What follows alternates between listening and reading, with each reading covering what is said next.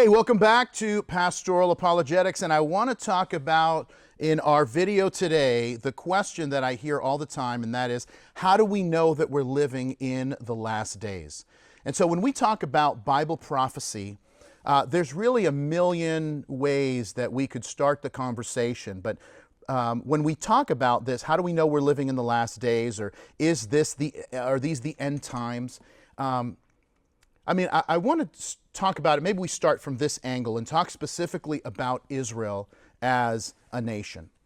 Because the reality is that not every generation, well, every generation probably believed that Jesus could come back. Not every generation could say Jesus could come back today. Why? Because there's certain Bible prophecies that had to be fulfilled. If you and I were believers in the 16th century,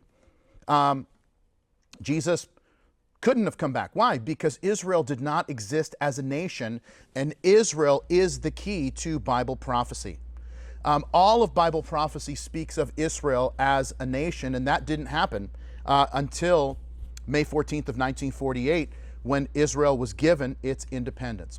After the World War II and the horrors of Nazi Germany, the world community understood that this would never have happened had Israel been able to occupy their homeland. And so when the people of Israel were given their homeland back, and it was called the State of Israel, it fulfilled an important Bible prophecy about Israel returning to the land. And I'm going to read it to you from the book of Ezekiel, chapter 34.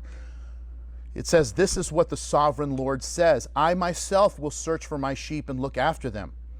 As a shepherd looks after his scattered flock when he is with them, so I will look after my sheep. I will rescue them from all the places where they were scattered. On a day of clouds and darkness, I will bring them out from the nations and gather them from the countries. I will bring them into their own land. I will pasture them on the mountains of Israel, in the ravines of all the settlements of the land." So, in 70 AD, when the Roman 10th Legion came in and destroyed the city of Jerusalem, destroyed the temple in Jerusalem and much of the city for rebelling against the Roman Empire, that destruction in 70 AD marks what is called the diaspora, or the scattering, when Jews were scattered throughout the earth.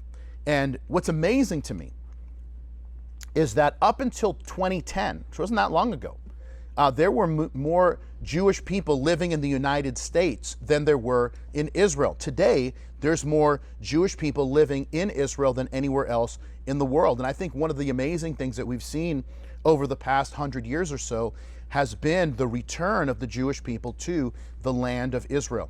In 1918, which as of this recording in 2025 is a little over 100 years ago, there were 85,000 Jewish people living in what today is called Israel.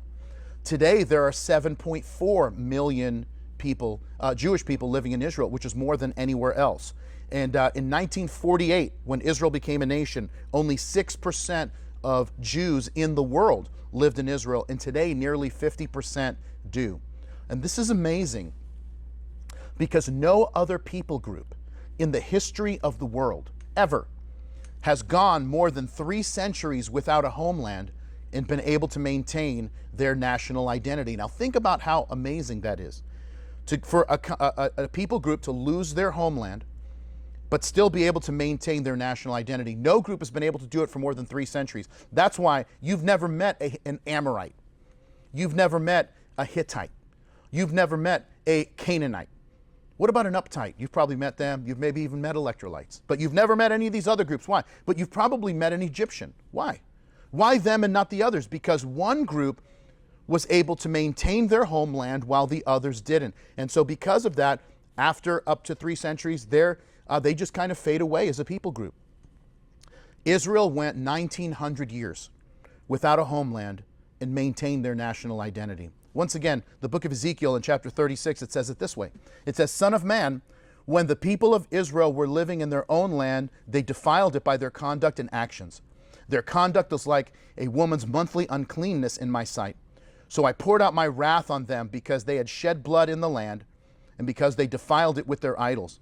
I dispersed them among the nations, and they were scattered through the countries. I judged them according to their conduct and their actions, and wherever they went among the nations, they profaned my holy name, for it was said of them, these are the Lord's people.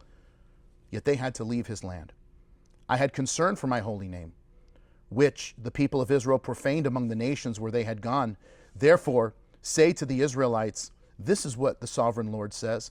It is not for your sake, people of Israel, that I'm going to do these things, but for the sake of my holy name, which you have profaned among the nations, which you have gone.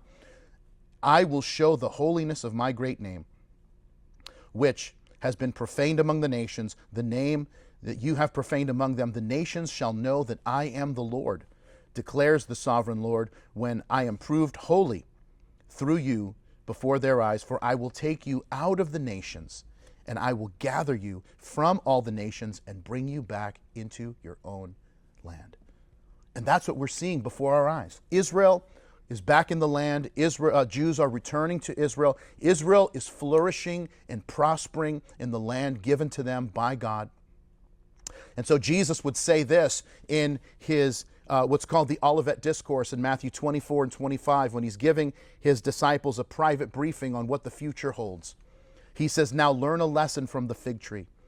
When its branches bud and its leaves begin to sprout, you can know that summer is near. In the same way, when you see all these things, you can know his return is very near, right at the door.